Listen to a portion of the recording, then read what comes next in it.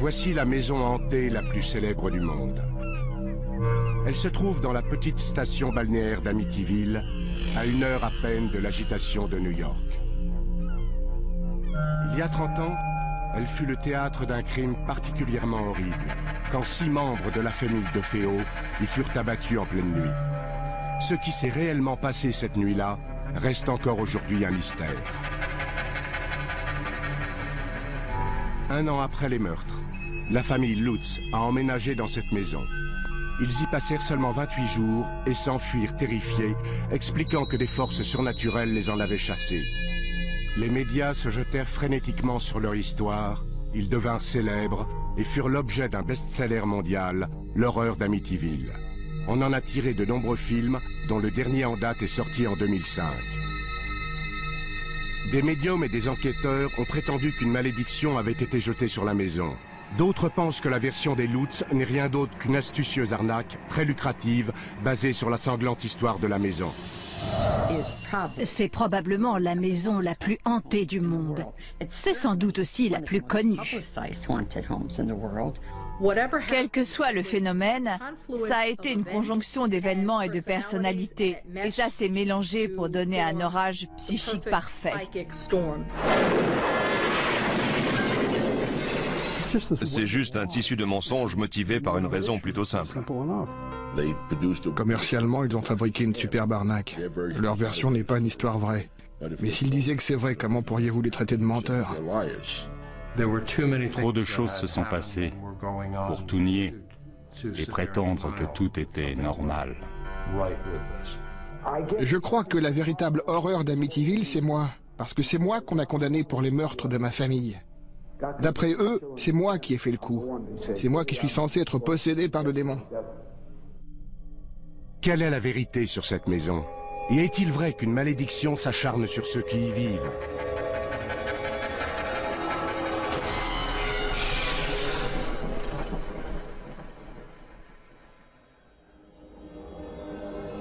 Les mystères et les controverses qui entourent l'histoire d'Amityville ont commencé dans la nuit du 13 novembre 1974, quand 6 membres de la famille DeFeo, le père, la mère et 4 enfants, ont été abattus à l'intérieur de cette maison. J'étais assis dans mon bureau qui donne sur le devant de la maison. Et mon ami, Al Saxon, arrive et il me dit « Rufus, j'ai quelque chose à te dire, tu ne vas jamais me croire. Dans la maison d'à côté, ils sont tous morts. » On a vu plusieurs des corps qu'on sortait de la maison. Je regrette de le dire, mais le corps d'un des enfants est tombé de la bâche dans laquelle on le portait. Et j'ai vu l'un des enfants assassiné. C'était affreux. Mais c'était une affaire criminelle sans mystère. En tout cas, c'est ce que je me suis dit à l'époque. C'était une atmosphère vraiment étrange. C'était très calme, glacial. Un moment suspendu. Du genre qu'on n'oublie jamais. C'est une image qu'on garde dans sa tête pour toujours. On avait là une famille de banlieue soi-disant idyllique, d'origine italienne, des catholiques. La famille avait sa propre affaire, une concession automobile. Et bien sûr, à cause de leur nom italien, il y a eu les inévitables rumeurs sur leur lien avec le crime organisé. L'hypothèse d'un meurtre lié au banditisme a été rapidement écartée, et la police s'est tournée vers le seul survivant, Ronald DeFeo Jr., qui avait 23 ans. George Harrison, le chef de la police du comté de Suffolk, est arrivé et il m'a demandé s'il pouvait utiliser ma maison comme quartier général. Tout le monde était terrifié dans le quartier en se disant qu'il y avait un tueur qui rôdait dans la ville. Dès le début, Ronald DeFeo a été soupçonné. Mais au départ, il ne l'avait pas arrêté, il l'avait embarqué pour le protéger. Ils ont décidé d'utiliser la maison d'à côté, celle de Ireland, pour y installer leur poste de commandement. Ils nous ont tous emmenés là. Et aussitôt, ils l'ont emmené chez moi et ils ont commencé à l'interroger. Ça a duré un moment et puis son grand-père est arrivé. Un policier l'a entendu dire à son petit-fils « Arrête de traîner le nom de la famille dans la boue. Je ne veux plus rien entendre sur ta sœur. Contente-toi d'avouer les crimes. C'est terminé. » Je leur ai dit au début les choses qui étaient vraies. Mais vous savez, ils ont fait pression sur moi. Même avant ça, les habitants d'Amityville s'étaient déjà fait leur opinion sur le nom du meurtrier. Je me suis promené dans le quartier et j'ai demandé « Pouvez-vous m'en dire plus sur ce qui s'est passé ?» Et tous les gamins m'ont répondu pratiquement comme un seul homme « C'est Ronald qui a fait le coup. » Je roulais en voiture et le journaliste, je crois que c'était Joel Martin, a annoncé les meurtres à la radio. Et il n'a pas dit que Ronald était mort aussi. Alors j'ai dit à ma femme, c'est Ronald qui a fait le coup. Ronald était, disons, un adolescent à problème. Il avait la réputation de se droguer, d'être violent, de se battre avec son père. C'était une tâche. Tout ce qu'il faisait, c'était boire, parier et se battre. Quand on le connaissait ou qu'on connaissait le contexte, si on avait passé un peu de temps avec lui, on se disait que ce n'était pas une chose dont il était incapable. Et quand tous les autres sont morts et pas lui, vous savez... C'était tout un tas de problèmes, vous savez. C'est pas comme si je pouvais rester assis ici et vous mentir. Je pourrais dire que je savais que quelque chose de mauvais allait arriver à ma mère et à mon père. Très peu de temps après, Ronald DeFeo Jr. a été désigné officiellement comme suspect. Il était le meurtrier présumé, il était l'accusé. Après un bref interrogatoire serré, DeFeo a avoué les crimes et il a donné la première de ses nombreuses versions des événements. En gros, l'histoire c'est que Ronald DeFeo, qui avait 23 ans en 1974, s'est réveillé dans la nuit autour de 3h15.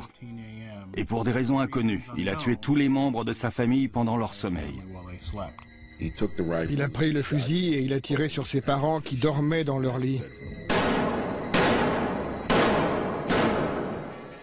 Ensuite, il a tué ses 2 jeunes frères. Après, il a été dans la chambre adjacente et il a tué sa sœur. Et enfin, il est monté dans la chambre deuxième où il a tué son autre sœur, Dawn.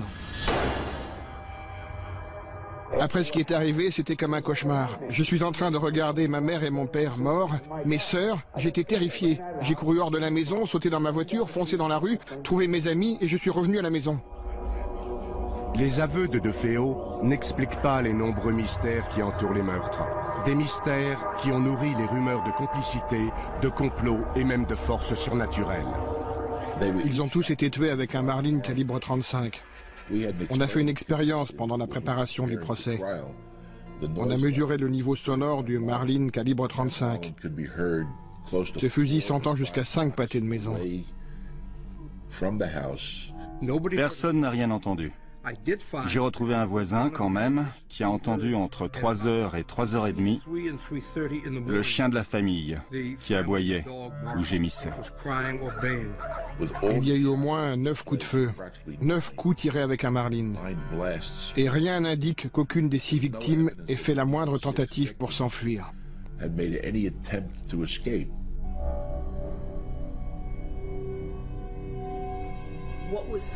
Ce qui est vraiment bizarre, c'est comment on peut arriver à tuer 6 personnes au milieu de la nuit dans un quartier tranquille sans réveiller personne. Un coup de fusil, ça fait du bruit. Ça n'a pas de sens. Ce serait compréhensible si on envisage un autre homme armé qui les tenait en joue, jusqu'à ce que Ronald revienne et fasse ce qu'il a fait. Je me suis dit que les corps avaient peut-être été déplacés. Les rapports d'autopsie montrent que non, ils n'ont pas été déplacés.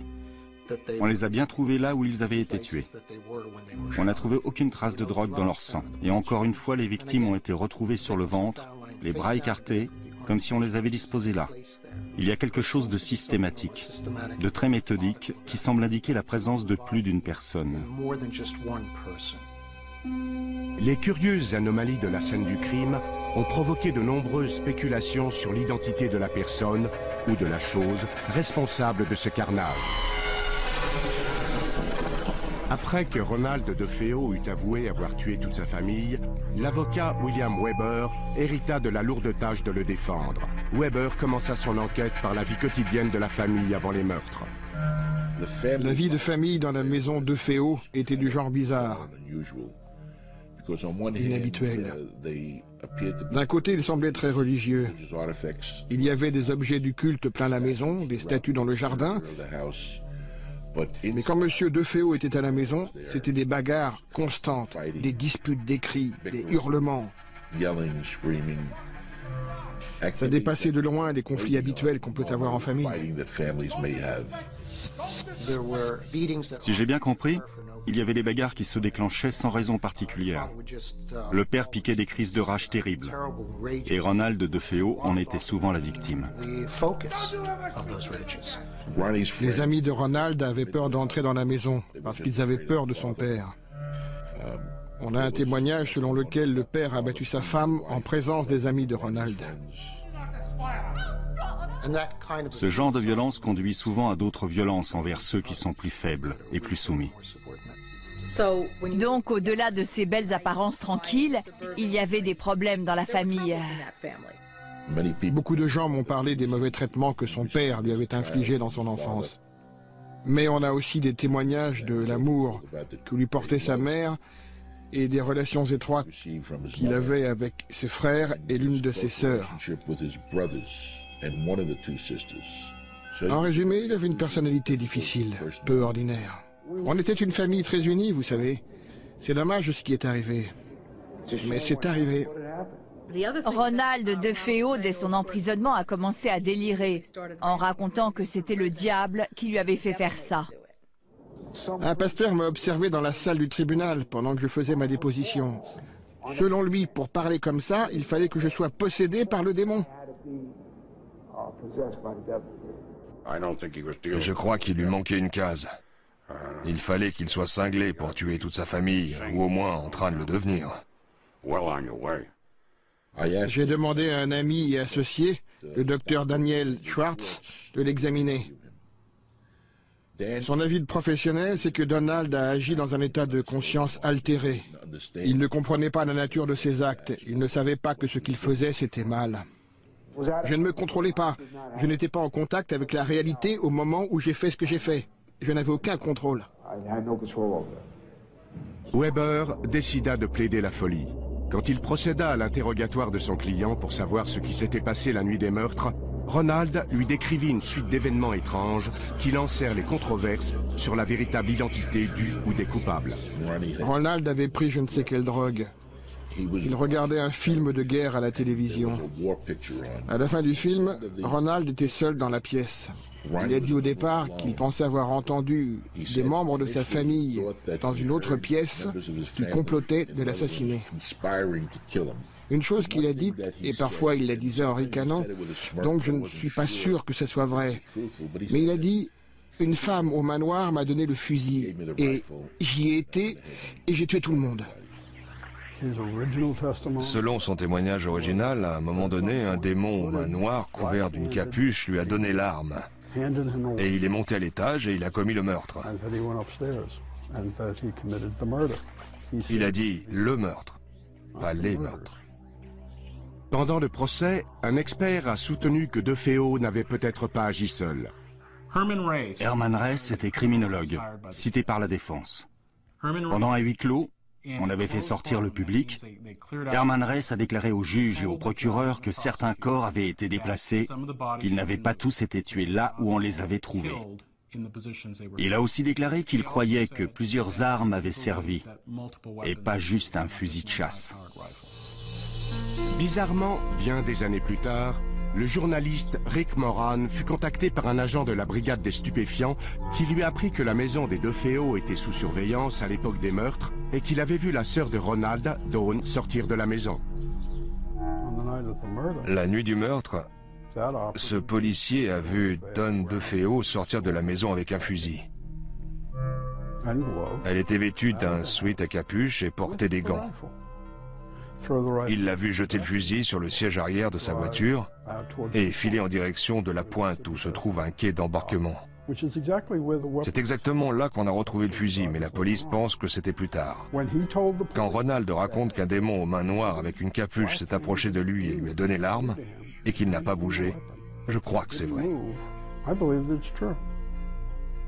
Je crois qu'il n'était pas en état de bouger. Le démon dont il parle, c'était sa propre sœur. La chemise de nuit de Dawn DeFeo porte des traces de poudre non brûlée, ce qui indique qu'elle a peut-être tiré avec ce fusil cette nuit-là. La théorie de Moran, c'est que Ronald et sa sœur Dawn avaient comploté l'assassinat de leurs parents. Je pense que la nuit où ils ont décidé de faire ça, Ronald n'était pas en état de le faire, et que Dawn a pris le fusil et a commis les meurtres.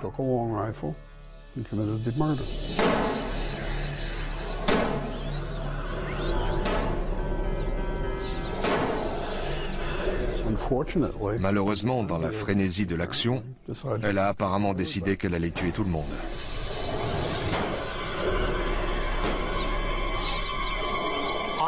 J'ai toujours pensé qu'effectivement, il y avait quelque chose de spécial entre Ronald DeFeo et sa sœur Dawn. Certains disent que c'était incestueux, je ne sais pas, mais il y avait une relation spéciale, un lien particulier. Peut-être le lien du secret. C'est elle qui a été tuée le plus violemment, sa tête a complètement explosé. La théorie, c'est que Don DeFeo a tué toute sa famille et que Ronald, de désespoir, a tué Dawn.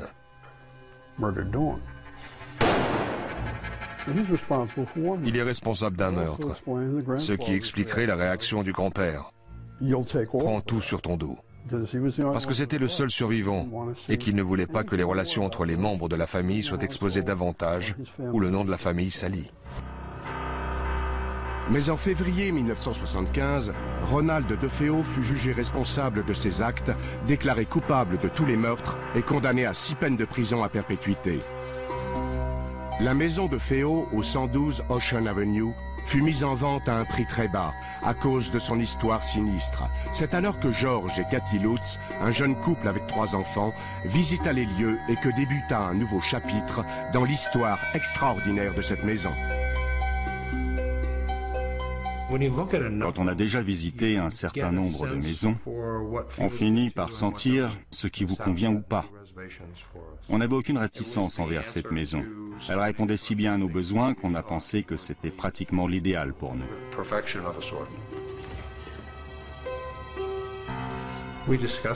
Nous avons discuté ensemble, en famille, des événements qui s'étaient déroulés dans la maison et la conclusion, c'est qu'aucun d'entre nous ne se sentait mal à l'aise à cause de ce passé.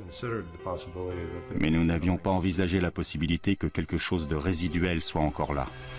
D'après la famille Lutz, des choses troublantes leur sont arrivées dès le début. Harry a essayé de se pendre. Notre chien, un labrador noir, a sauté par-dessus la clôture et sa chaîne était trop courte. Et il s'est retrouvé pendu de l'autre côté. Il s'étouffait. Ça s'est passé 1 heure après notre emménagement. George Lutz raconte ensuite qu'un de ses amis, qui connaissait bien l'histoire de la maison, lui a recommandé de la faire bénir. Le pasteur est venu et l'a béni pièce après pièce. Il est revenu et il nous a dit, à Cathy et moi, de ne pas faire une chambre dans une pièce à l'étage que nous voulions utiliser comme pièce à couture. Il a dit qu'il y sentait quelque chose. Et il a reçu une gifle. Il a entendu des voix qui lui disaient de partir. Tout ça, c'était le premier jour, les premières heures. Lutz affirme que dès les premiers jours, il s'est réveillé régulièrement à 3h15. Il se sentait agité, mal à l'aise. Il entendait des bruits bizarres. Coïncidence, c'est l'heure à laquelle on estime que les meurtres ont été commis.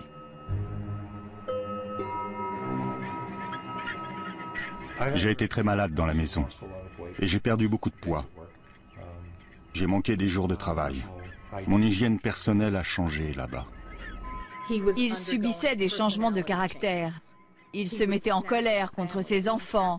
Il se disputait avec Cathy. Il n'arrivait pas à se réchauffer. Il était constamment dehors, à couper du bois, à faire du feu. Cathy allait de pièce en pièce et elle y ressentait des choses différentes. Elle a été enlacée parce qu'elle pensait être une présence, une femme.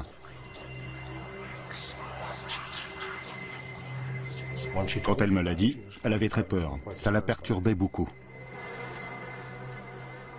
Les Lutz racontèrent que des nuages de mouches infestaient certaines pièces. C'est franchement inhabituel en plein hiver. Ils devenaient aussi de plus en plus inquiets devant l'attitude de leur fille Missy. Missy a commencé à expliquer à Cathy qu'elle avait un ami, qu'il s'appelait Jody, et qu'il se présentait à elle sous la forme d'un gros cochon.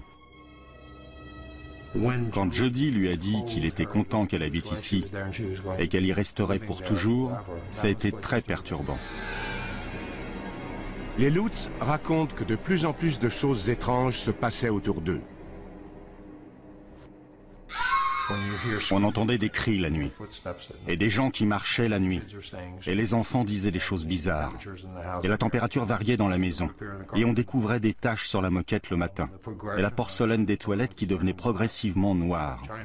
Quand on y pense et qu'on commence à en parler, il y avait évidemment quelque chose de pas normal. Ils n'aiment toujours pas parler de ce qui est arrivé la dernière nuit, de ce qui les a finalement poussés à quitter la maison.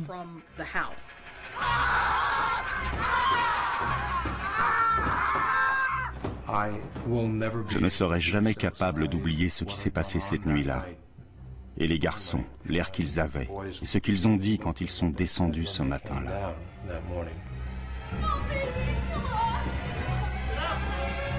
Selon leurs déclarations, ils finirent par fuir la maison tôt le matin du 14 janvier 1975.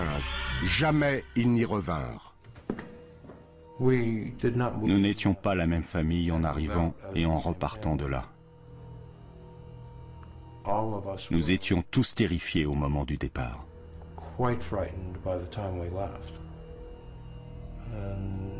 Alors qu'on ne connaissait pas la peur en emménageant. Et rien que la peur nous a tous changés. Les Lutz s'installèrent chez la mère de Cathy et George prit des mesures pour faire enquêter sur la maison. J'avais contacté un type qui s'appelait Kaplan, qui s'était présenté comme parapsychologue. Mais j'ai découvert qu'il était vampirologue, ce qui était censé lui donner de la crédibilité, mais pas avec moi. Mon mari lui a dit « Nos services ne vous coûteront rien, mais nous sommes une organisation de services publics et si on découvre quelque chose qui confirme ce que vous dites, on dira au public ce qu'on a trouvé. Et si on trouve qu'il n'y a rien, on le dira aussi au public. Et si on découvre que vous nous racontez des salades et que c'est une arnaque, on le dira aussi. » 3 jours plus tard, George Lutz rappela Kaplan. Il était très mécontent de ce que mon mari avait dit dans le journal, qu'il mènerait une enquête. Et il lui a dit « Je vous avais dit que je ne voulais pas de publicité. Vous savez, maintenant, je vais être obligé d'annuler, de repousser votre enquête d'au moins 2 semaines, parce que je ne voulais aucune publicité autour de ça. » Et le lendemain, mon mari a découvert que la veille au matin, Lutz et sa femme avaient fait une conférence de presse. Alors le matin, il donne une conférence de presse et le soir, il nous raconte qu'il annule notre enquête parce qu'il ne veut pas de publicité. Pour couronner le tout, la conférence de presse avait été organisée par William Weber, l'avocat de Ronald DeFeo. À l'époque, Weber le défendait encore, puisqu'il avait fait appel de la première condamnation. Apparemment, la famille Lutz et lui s'étaient rencontrés juste après qu'ils aient quitté la maison.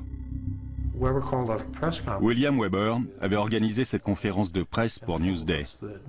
Et il nous avait dit que Newsday réclamait notre présence. Ça a mis la puce à l'oreille de mon mari. Pourquoi est-ce que William Weber, avocat du tueur en série Ronald DeFeo, représente maintenant ce monsieur Lutz qui a emménagé dans la maison juste après? Et c'est quoi le rapport? J'ai été contacté par un certain Paul Hoffman, qui à l'époque était journaliste pigiste, et qui m'a dit que les Lutz aimeraient me rencontrer. Et je lui ai dit, vous savez, moi aussi j'aimerais les rencontrer.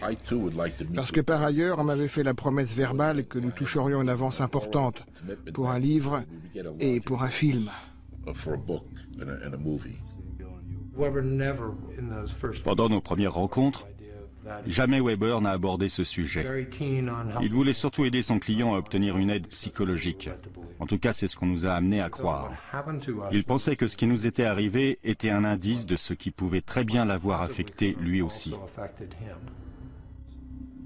William Weber prétend que pendant l'un de ces rendez-vous, il leur a révélé des détails clés sur les meurtres, des détails qui prendraient plus tard une importance capitale dans l'histoire des Lutz. Ça a duré de 9 ou 10 heures du soir jusqu'à 3 heures du matin. On a bu du vin, et je ne pourrais pas vous dire combien de bouteilles, mais il y en a eu beaucoup. J'avais des photos de la scène du crime, et d'après ces photos et d'autres faits que je leur ai racontés, nous avons échafaudé ce qui deviendra plus tard une partie de la version des Lutz sur l'aspect possédé de leur affaire. Les Lutz m'ont fait écouter des enregistrements qu'ils avaient faits avec William Weber. Et en fait, avant de passer la bande, George Lutz m'a fait une remarque préliminaire. Il m'a dit « Je ne suis pas très fier de ça ». Par exemple, je leur montrais des photos de la poudre vert sombre qui recouvrait tout dans la maison. C'est une poudre utilisée par la police pour trouver des empreintes digitales. Et ils faisaient « Waouh, regardez, c'est la bave visqueuse qui soigne des portes. » J'avais des photos de la chambre de Dawn, au 2e étage. Elle était pleine de mouches mortes. Eh bien, ils ont pris la chambre de Dawn et ils ont mis qu'il y avait tout le temps des nuages de mouches. Ils ont annexé les faits que je leur racontais sur l'affaire et ils les ont intégrés dans leur livre. Je pense que quand ils ont dessoulé le matin suivant, ils ont dû se dire que peut-être tout ça n'était pas bien. Mais sur la bande, William Weber avait déjà... il paraît qu'il a dit « Eh, on peut faire des films, des livres, il y aura des droits. » Il parlait déjà pourcentage et contrat. Il avait un projet avancé d'un contrat avec DeFeo pour un livre et un film. Et il nous a envoyé un contrat qui prévoyait de payer DeFeo quelque chose comme 5% de ce qu'on gagnerait. Et donc William Weber était en train d'essayer de rémunérer DeFeo pour ses meurtres. À ce moment-là, on a cessé tout contact avec Weber. Ils ont complètement disparu dans Long Island après ça.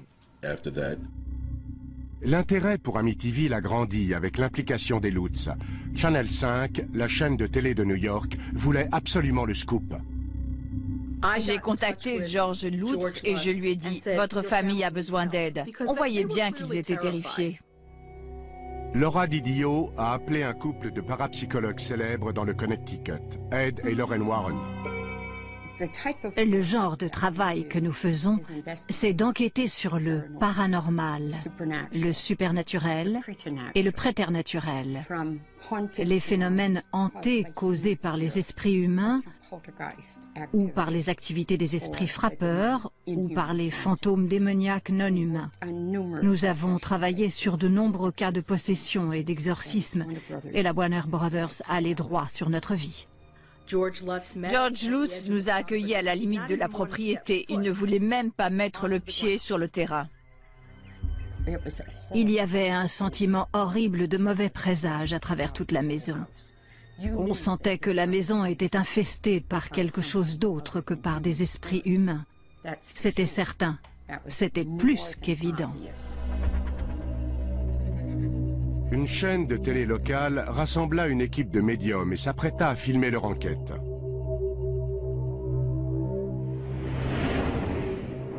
Ils firent venir des parapsychologues. Ils amenèrent aussi des médiums. Et ils décidèrent de pénétrer dans la maison dans la nuit du 6 mars 1976. Peu après l'arrivée de l'équipe télé et du journaliste Marvin Scott, des choses étranges se passèrent. Rien ne m'est arrivé à moi, mais des trucs arrivaient aux gens autour de moi. C'était incroyable la façon dont les gens étaient affectés. La première chose, c'est le caméraman Steve. Quand il est arrivé sur le palier au 2e, il s'est plié en deux en se tenant la poitrine. Il avait des douleurs intenses à la poitrine. L'impression dominante, c'était très triste. Je ressentais la présence d'un adolescent qui avait fait quelque chose qui avait entièrement changé sa vie et qu'il avait commis une action horrible. Quand on est monté à l'étage, évidemment, les médiums ont ressenti les échos, les mauvaises vibrations. 6 personnes ont été assassinées là, vous savez, il y a à peine 2 ans. Il y avait une fenêtre au-dessus de moi et j'ai vu le visage d'une fillette qui me regardait. Ensuite, j'ai entendu des pleurs, des plaintes. Alors je lui ai dit, regarde la lumière blanche, marche vers elle, tous ceux qui t'aiment t'attendent. Pendant la séance, Lorraine a dit qu'elle ressentait la présence d'un démon qui venait des profondeurs de la terre. Il n'y avait pas que les esprits assassinés des membres de la famille DeFeo. Je percevais des corps alignés, tous recouverts de draps blancs. J'ai eu l'impression de silhouettes couvertes de capuches comme des moines, juste derrière la porte, bloquant le seuil et qui me fixaient. J'ai pensé « oh oh ». Je monte tout en haut, j'entre dans la chambre et Marvin Scott me dit « Qu'est-ce qu'il y a? Qu'est-ce qu'il y a ?» Et je lui ai répondu, « J'espère que je n'approcherai jamais plus que ça de l'enfer. » Alors j'ai pris de l'eau bénite, j'ai ouvert la bouteille et j'ai dit « En arrière, Satan !» Et j'ai aspergé comme ça. Et ça a disparu, comme de l'eau sur une plaque chauffée. Et alors, tout s'est arrêté dans la maison. À la fin de la séance, on est redescendu au rez-de-chaussée. À ce moment-là, Ed tenait son crucifix et il précédait Lorraine dans l'escalier. Il s'est arrêté net, presque comme s'il avait été jeté en arrière par une bourrasque de vent. Et plus tard, il a décrit ça comme s'il avait été assailli, je crois, par une légion de démons. C'est comme un puissant jet d'eau sur ma poitrine qui m'empêche d'avancer. Une fois de plus, en tant que journaliste, je dois reconnaître que je n'ai rien vu, je n'ai rien senti. Rien d'autre que les réactions d'Ed, de Lorraine, des autres médiums et des gens autour de moi. Je me souviens à 2 heures du matin de Marvin Scott qui se tourne vers moi et me dit « On ne l'a pas ». En d'autres termes, ce n'était pas l'exorciste pour la télévision. Alors qu'il ne se passa rien devant les caméras de télévision, une photo prise cette nuit-là allait révéler une mystérieuse présence. L'appareil avait été fixé sur un trépied. Il prenait des photos au flash automatiquement, à intervalles réguliers. Et il y avait des dizaines et des dizaines de photos de cette porte qui conduisait à la chambre de notre fille Missy. Des années plus tard, une de mes secrétaires classait ces photos et elle était enceinte. Et chaque fois qu'elle regardait cette photo, le bébé faisait des bonds dans son ventre. Et hop, voilà qu'on distingue clairement dans l'encadrement de la porte, sur le palier au 2e, le visage d'un petit garçon qui jette un coup d'œil depuis la porte. Il n'y avait pas d'enfant cette nuit-là dans la maison. Alors, d'où est-ce qu'il vient? On a appelé Missy et on lui a demandé qui c'était. Et elle a dit « Oh, c'est le garçon avec qui je jouais là-bas ».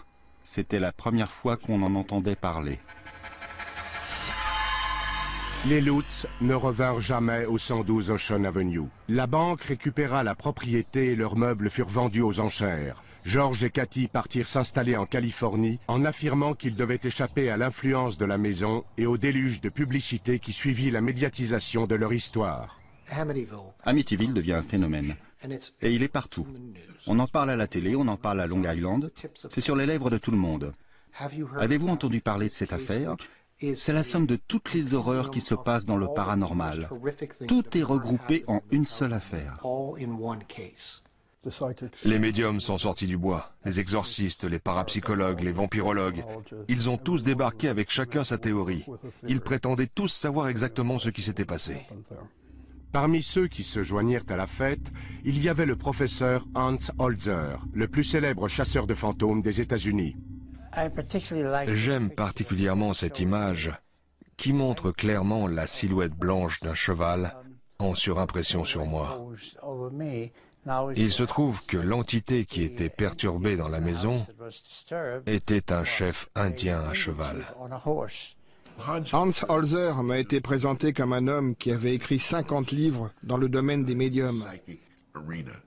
Les esprits frappeurs, les fantômes de la Maison Blanche, des fantômes dans chaque maison qu'il a visitée. Le 13 janvier 1977, Holzer, William Weber et Laura Didio pénétrèrent dans la maison en compagnie d'Ethel Johnson Meyers, une médium célèbre pour ses transes profondes. Tout ce qu'il me faut, c'est un bon médium capable de transes profondes. Comme ça, s'il y a la moindre entité, elle peut utiliser les cordes vocales du médium pour discuter avec moi. C'était vraiment étrange et très choquant de voir la transformation physique que subit cette femme. Dès qu'elle est sortie de la voiture, avant même d'entrer dans la maison, elle a dit « Il y a un Indien là-dedans ». D'un seul coup, une pomme d'Adam lui a poussé. Après un moment, cette femme a commencé à parler dans un drôle de charabia. Sa voix s'est abaissée de plusieurs octaves. Et elle parlait avec un chef indien qui était enterré sur ce terrain. Why are they angry? Because it's been a sacred place, and this is over the very, very special chief. Oh, I can't move my face. On a découvert que c'était un cimetière indien et que le quartier avait été construit dessus, à la grande fureur de l'Indien qui était enterré là. And what does he make them do? Violence of death. I don't know, my skull's cracked and my neck's stretched. What will the male do under those circumstances? Anything the Indian desires him to do. Bien que l'on ait raconté que c'était la maison la plus hantée d'Amérique, ce n'est pas vraiment une maison hantée. Il n'y avait pas de fantômes là, il n'y avait pas d'esprit, sauf celui du chef indien. Et tout ce qu'il voulait, de son point de vue, c'était « partez de mon terrain ». Alors que les théories se multipliaient sur la maison, Amityville allait devenir un phénomène de l'édition. Soudain, il y a un livre. Et quelle qu'en soit la raison, le livre a eu un succès immédiat. C'est devenu aussitôt un best-seller. Le premier tirage était de 25 000 exemplaires. Et il n'avait jamais lancé un aussi gros tirage, même de loin, pour une première édition. À peine arrivé chez les libraires, ce livre a été épuisé. C'était phénoménal. Il était clair que cette histoire de maison hantée avait le pouvoir de captiver des millions de lecteurs. L'idée que c'est réellement arrivé à des gens rend ces gens plus proches. Parce que si ce n'est pas une œuvre d'imagination, alors c'est vrai. Et ça pourrait aussi leur arriver. Une maison, c'est censé être un endroit où on est en sécurité. Et l'horreur d'Amityville détruit cette tranquillité. C'est arrivé juste après le livre de William Peter Blatty, L'Exorciste. Et le film L'Exorciste est sorti autour de 1973-74. On dirait qu'il y a un désir, une insatisfaction, peut-être une question spirituelle qui domine tout ça, le bien contre le mal. Même les gens qui disaient être agnostiques ou athées après avoir vu le film, ils dormaient avec la lumière allumée, ils s'agrippaient à des crucifix et ils retournaient à l'église. C'était le climat dans lequel Amityville pouvait s'épanouir. La maison elle-même était devenue un personnage, grâce en particulier à ses deux fenêtres à l'étage. Tout le monde disait « Qu'est-ce que vous pensez de ces deux yeux? Deux yeux qui vous observent. » J'ai beaucoup entendu ça. C'est devenu les yeux de la maison. Et si vous les regardez, vous vous dites « cette maison est en train de me regarder ». Et ça lui a donné cette personnalité maléfique. Quelque chose observe, quelque chose est caché, quelque chose observe. L'histoire des Lutz prit un nouveau tournant quand elle subit le traitement hollywoodien. À Amityville, l'effet fut immédiat et redoutable. Quand tous ces livres ont été publiés et que le film est sorti, c'est devenu l'enfer. Ça a été l'affolement chez les médias. Tous ces gens se sont abattus sur Amityville. Des gens venus d'Irlande, venus d'Angleterre, des gens venus de partout en Europe. Ils étaient envahis non pas par des fantômes, ni par des démons, mais par les touristes. Sous la grêle ou dans la tempête, il y avait parfois plus de 50 personnes qui se tenaient par la main et qui regardaient la maison, comme si c'était une religion. Sur Ocean Avenue, les pelouses des habitants étaient envahies par les voitures des badauds qui essayaient de s'approcher de la maison de l'horreur. J'avais des dizaines de gens venus en bus qui pique-niquaient dans ma cour, des nonnes venues de Suède. Elles s'étaient coincées dans mon allée, et je ne sais même pas comment elles étaient arrivées là. Les gens couraient et essayaient d'emporter des morceaux de la maison, des bouts de pelouse, des plaquages de bois. Une femme a frappé un flic sur la tête avec un livre si fort qu'elle l'a à moitié assommé.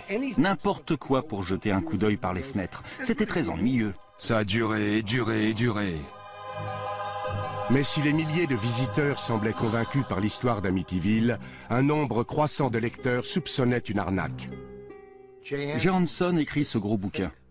L'horreur d'Amityville, une histoire vraie. Et je trouvais que ça ne sentait pas bon.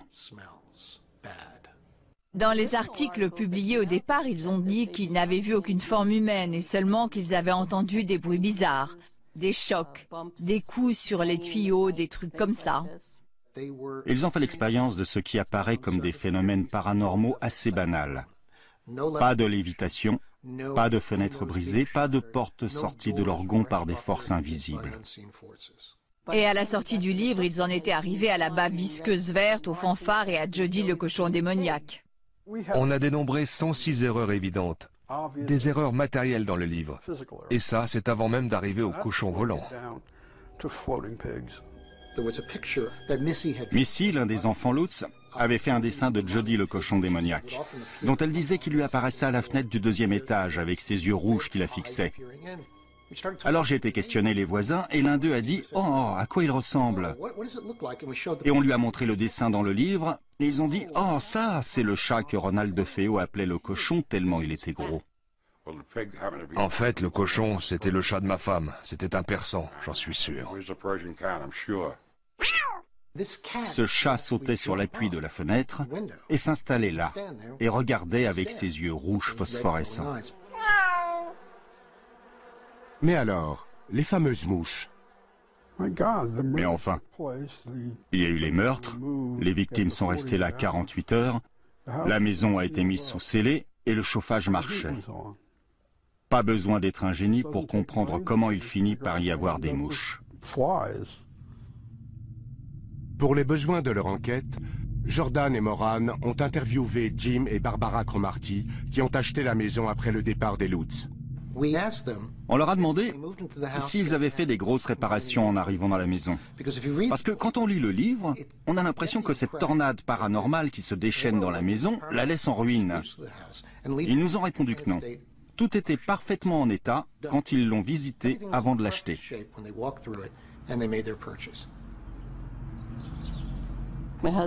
Mon mari a participé à un débat à la télé avec George Lutz et ce dernier a essayé de raconter qu'une fenêtre de la maison s'était rabattue sur la main de son fils et qu'il l'avait emmené à l'hôpital de Brunswick pour le faire soigner.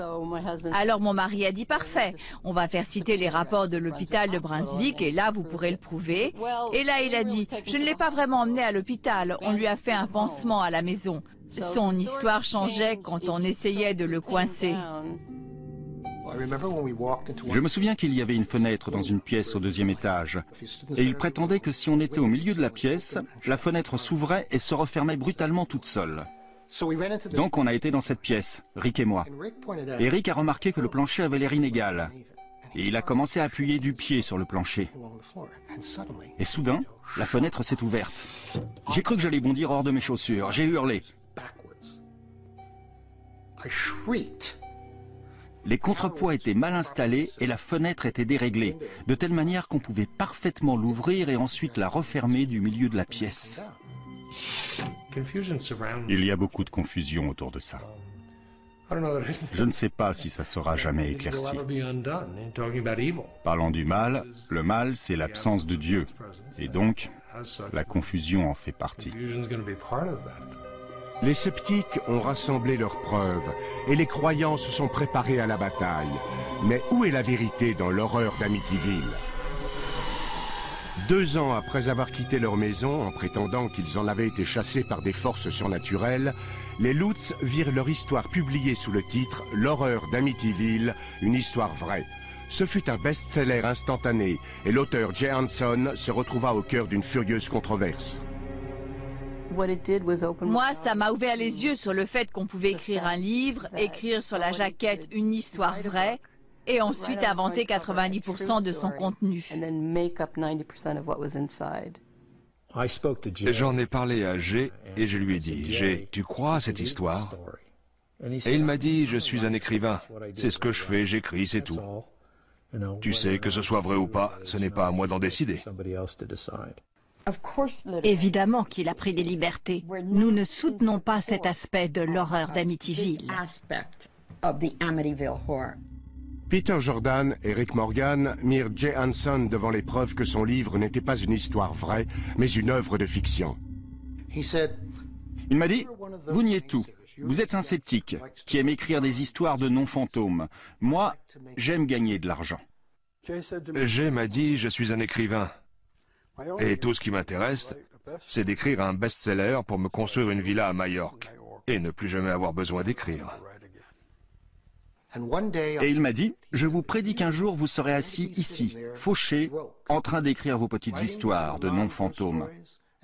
Et moi je serai dans une île aux Bahamas ou ailleurs, avec un wagon de pulls en cachemire.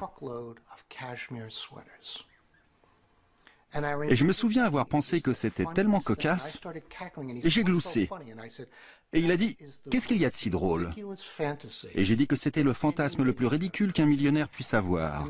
Et après ça, un jour que je rentrais en voiture à Long Island, j'ai entendu à la radio que Jay Hanson, l'auteur de L'horreur d'Amityville, avait eu une crise cardiaque.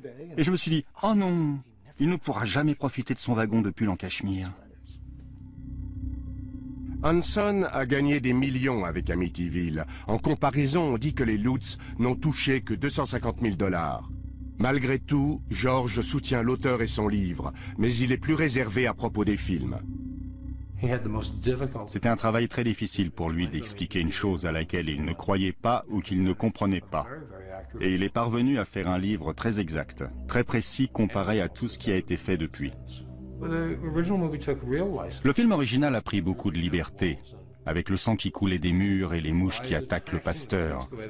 Ils auraient pu aussi bien les représenter comme elles étaient dans la réalité. Ça m'était égal que ce soit ou pas une histoire vraie, mais ça n'avait pas d'importance pour moi. Il fallait que je crée ma propre réalité. Pendant 25 ans, 28 ans, peu importe. J'ai eu un gros problème avec le premier film, et maintenant, c'est presque un documentaire comparé à ce qu'ils ont fait récemment. George Lutz détestait tellement les derniers films qu'il a intenté un procès à la MGM. Ce fut la dernière de ses nombreuses actions légales pour protéger sa version des faits. Il est mort paradoxalement le jour où l'affaire a été réglée, à peine un an après la mort prématurée de sa femme Cathy, en 2005. Elle et moi avons vécu cette expérience ensemble, et on est passé à autre chose ensemble. On a essayé de l'expliquer au monde, ensemble si vous voulez. Sa disparition signifie que j'ai perdu celle qui a partagé cette expérience avec moi. Cela ne donne pas le droit à qui que ce soit de créer une version révisionniste de ce qu'elle avait à dire de son vivant. Mais il y a des gens qui croient que les disparitions de George et Cathy Lutz sont les exemples les plus récents de l'influence maléfique de la maison d'Amityville. Une des choses qui lui sont arrivées dans cette maison, c'est qu'elle s'est regardée dans un miroir et qu'elle a vu cette vieille femme dans le reflet. Elle est morte à Phoenix, d'une maladie respiratoire qui l'a fait vieillir de 30 ans. Et quand elle est morte, elle avait l'air très vieille. Ça a touché Ronald DeFeo d'une certaine manière. Ça a touché les Lutz d'une autre manière. Ça touche tous ceux qui entrent dans cette maison. Beaucoup de choses se sont passées dans cette affaire. Et ces morts inhabituelles, il faut les attribuer à des coïncidences. Et rien d'autre. Les gens veulent croire à quelque chose de surnaturel. Il y a quelque chose qui nous dépasse. Il y a un paradis, il y a un enfer, il y a des prières exaucées, il y a des esprits, il y a des fantômes. On veut croire à ce genre de phénomène. On en éprouve le besoin. Et sur ce besoin se greffe le facteur crédulité. Franchement, quand quelqu'un dit « Oh, c'est une histoire vraie », c'est l'événement le plus documenté de ce genre. En termes du nombre de gens impliqués, de témoins directs, de ceux qui ont maintenu leur témoignage sans rien y changer pendant toutes ces années. Si je crois qu'ils sont restés dans cette maison pendant 28 jours? Non. Catégoriquement, sans aucun doute, non. Je pense qu'ils avaient planifié toute l'affaire et qu'ils avaient l'intention d'en tirer un livre et gagner beaucoup d'argent. Et vous savez quoi? C'est ce qu'ils ont fait. Quand une histoire est trop belle pour être vraie, et c'en est un exemple parfait, probablement l'exemple le plus monumental de succès que j'ai jamais rencontré et que je ne rencontrerai jamais de toute ma vie.